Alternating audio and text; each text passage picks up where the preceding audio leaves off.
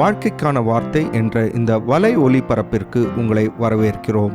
இது ஆதியாகமம் முதல் வெளிப்படுத்துதல் வரை முழு வேதாகமத்தையும் உள்ளடக்கிய ஒரு தினசரி தியானமாகும். யாத்ராகமம் 19ஆம் அதிகாரத்தில் இஸ்ரவேல் ஜனங்கள் சீனாய் வனாந்திரத்துக்கு வந்து ஒரு மலைக்கு எதிராக பாளையம் இறங்குகின்றார்கள். மோசே அப்பொழுது 3 முறை ஆண்டவரை சந்திக்கும்படியாக மலைக்கு ஏறி போய் இறங்குகின்றார். ஒவ்வொரு முறை அவர் மலைக்கு ஏறும்போது ஆண்டவர் வித்தியாசமான ஒரு செய்தி அவருக்கு தருகின்றார். 3ஆம் வசனத்தில் மோசே முதல் முறையாக சீனாய் மலைக்கு போனபோது எப்படியாக இஸ்ரவேல் ஜனங்களை கழுகுகளின் சட்டைகளில் வைத்து ஆண்டவர் சுமந்து கொண்டு வந்தார் என்பதை ஆண்டவர் நினைப்பூட்டுகின்றார். அவருடைய கிருபை எவ்வளவு அதிகமாக இருந்தது என்று ஆண்டவர் ஞாபகப்படுத்துகின்றார். இப்பொழுதும் அவர்கள் கீழ்ப்படிவார்களானால் ஆசாரிய ராஜ்யமாகவும் பரிசுத்த ஜாதியாகவும் இருப்பார்கள் என்று ஆண்டவர் சொல்லுகின்றார். இதனுடைய அர்த்தம் என்னவென்றால், ஆண்டவர் கீழ்ப்படிந்து நடப்பார்களானால் ஆசாரியர்களைப் போல ஆண்டவருடைய சமூகத்திற்கு அவர்களுக்கு வழி உண்டாகும். அது மாத்திரமல்லாமல் மற்ற ஜாதிகளை போல் அல்லாமல் வித்தியாசமான ஒரு ஜனக்கூட்டமாய் அவர்கள் இருப்பார்கள். மோசே மலையிலிருந்து இறங்கி வந்து இந்த செய்தி இஸ்ரவேல் ஜனங்களுக்கு சொன்னார். அவர்கள் அப்பொழுது நாங்கள் கர்த்தரை கீழ்ப்படிவோம் என்று வாக்கு கொடுத்தார்கள். மோசே 2வது முறையாக ஆண்டவரிடத்தில் ஏறி போனார். அப்பொழுது கர்த்தர் மோசேயை நோக்கி, நான் உன்னோடே பேசும்போது ஜனங்கள் கேட்டு உன்னை என்றைக்கும் விசுவாசிக்கும்படி நான் கார்மேகத்தில் இந்த சீனாய் மலையில் இறங்கி வருவேன் என்று சொல்லி கர்த்தர் சொல்லுகின்றார். இப்படி இருப்பதினால் இந்த கர்த்தரை சந்திப்பதற்காக இஸ்ரவேல் ஜனங்களை மோசே ஆயத்தப்படுத்த வேண்டும் என்று ஆண்டவர் சொல்லுகின்றார்.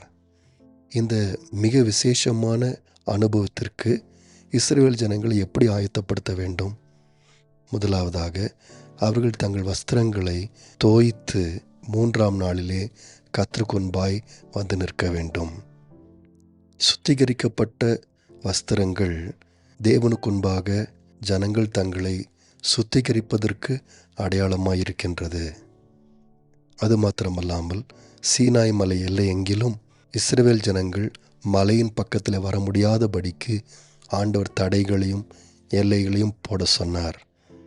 ஒருவன் மலையை வந்து தொட்டாலும் கொல்லப்பட வேண்டும் என்று சொன்னார்.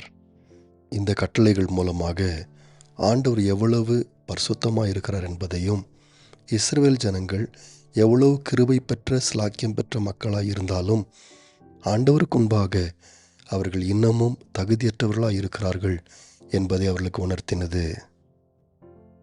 அது மட்டுமில்லாமல் மனைவி இடத்தில் சேராதிருங்கள் என்கின்ற கட்டளையும் ஆண்டவர் கொடுத்தார்.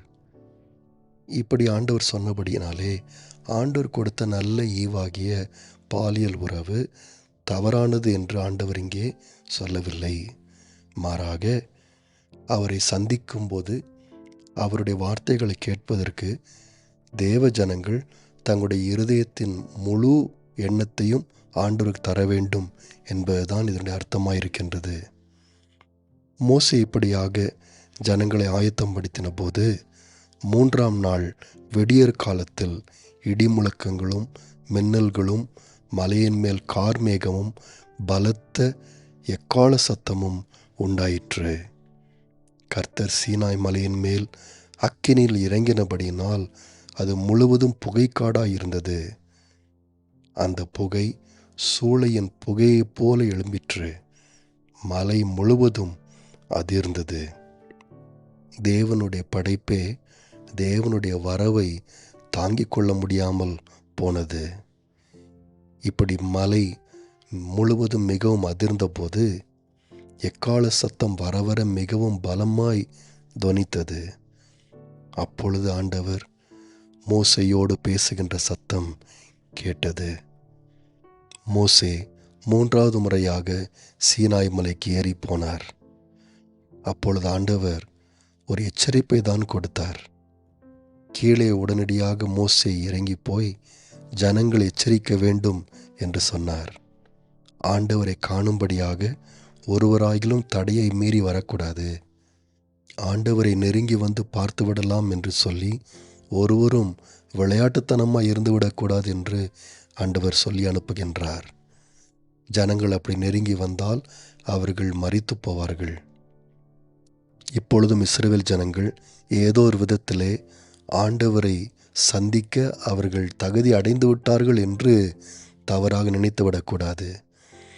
ஏன், ஆசாரியர்கள் கூட கவனமாக இருக்க வேண்டும். இல்லாவிட்டால் தேவன் அவர்களையும் தாக்குவார் என்று ஆண்டவர் சொல்லி அனுப்பினார். அப்பொழுது மோசே ஆண்டவரிடத்தில் ஒரு உறுதியை கொடுத்தார். கர்த்தாவே, மலையை சுற்றிலும் எல்லை குறித்து அதை பரிசுத்தப்படுத்துங்கள் என்று தேவரீர் எங்களை உறுதியாக எச்சரித்திருக்கிறீர். ஆகையால் ஜனங்கள் சீனாய் மலையின் மேல் ஏறி வர மாட்டார்கள் என்று மோசே உறுதி கூறினான். ஆனாலும் கர்த்தர் மோசையை நோக்கி, நீ இறங்கி போ, பின்பு நீயும் ஆரோனும் கூட ஏறி வாருங்கள். ஆனால் ஆசாரியர்களும் ஜனங்களும் கர்த்தர் தங்களுக்குள்ளே சங்காரம் பண்ணாதபடிக்கு எல்லையை கடந்து கர்த்தரிடத்தில் வரக்கூடாது என்று ஆண்டவர் மோசேயிடம் எச்சரித்து சொல்லி அனுப்பினார். ஆகவே மோசே மலையிலிருந்து கீழே இறங்கி வந்து ஜனங்களுக்கு இந்த எச்சரிப்பை கொடுத்தார்.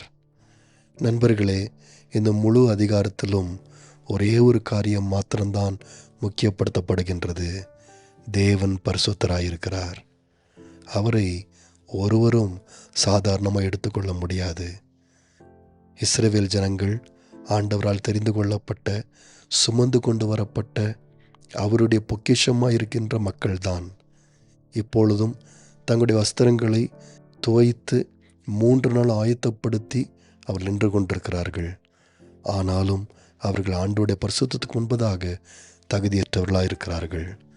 ஆண்டவருடைய பரிசுத்தத்துக்கு முன்பதாக ஆசாரியர்களும் தகுதியற்றவர்களாக இருக்கிறார்கள்.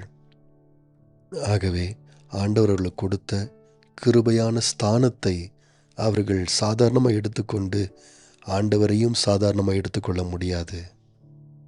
இன்றைக்கும் விசுவாசிகள் ஆண்டவருடைய கிருபையை சாதாரணமாக எண்ணுவது கிடையாது. ஆண்டவருடைய சமூகத்தில் யோசிக்காமல் உள்ளே நுழைவது கிடையாது. இயேசு கிறிஸ்துவே நமக்கு மத்தியஸ்தராக இருக்கிறார். அவர் மூலமாய் மாத்திரமே நாம் ஆண்டவருடைய பிரசனத்துக்குள்ளே பிரவேசிக்க முடிகின்றது.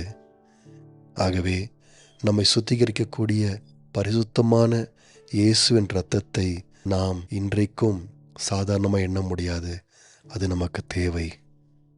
அது மாத்திரமல்லாமல் ஆண்டவருடைய பிரசனத்தில் நுழையும் போது ஆண்டவருடைய நாமத்தை வீணில் வழங்க முடியாது. நண்பர்களே, இந்த பகுதியில் மோசே இடத்திலிருந்து நாம் கற்றுக்கொள்ள வேண்டிய ஒரு காரியம் உண்டு. பல முறை அவர் மலைக்கு ஏறி இறங்குகின்றார், ஆண்டவரை சந்திக்கின்றார். ஒரே ஒரு காரியம் மாத்திரமே செய்கின்றார், ஜனங்களை ஆயத்தப்படுத்துகின்றார். பரிசுத்த தேவனை சந்திக்க ஜனங்கள் ஆயத்தப்பட வேண்டும் என்பதை புரிந்து கொள்ளுகின்றார். கீழ்ப்படிதலோடு ஜனங்களை ஆயத்தப்படுத்துகின்றார். ஆண்டவருடைய பரிசுத்தத்தை அங்கீகரித்த ஒரு மோசையை பார்க்கின்றோம். நாமும் தேவனுடைய பரிசுத்தத்தை அங்கீகரிக்கின்றோம், ஏற்றுக்கொள்ளுகின்றோம். அதற்கேற்ற விதமாக பரிசுத்த அலங்காரத்தோடு கூட தேவனை நாம் ஆராதிக்கின்றோம். நேயர்களே, இந்நிகழ்ச்சியை கேட்டதற்காய் நன்றி. மீண்டும் ஒரு புதிய அத்தியாயத்துடன் வாழ்க்கைக்கான வார்த்தையில் நாளை சந்திப்போம்.